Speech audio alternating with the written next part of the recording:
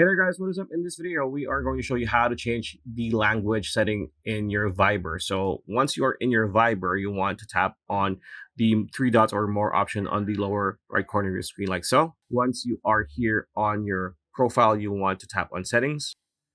So once you are in the settings page, you want to tap on the last option called general. So tap on general. And here, the very first option is language. Now, by default, it's going to be in English. So if you want to change it like so, just tap on it and just choose whatever language you want to change it to. Afterwards, maybe you want to do it in Spanish. There you go. And there's going to be a check mark on the upper right corner. Just do that. And as you can see, it is now in Spanish. If you want to turn it back to English, just choose English, which is going to be in E, of course, right? But as you can see, there it is.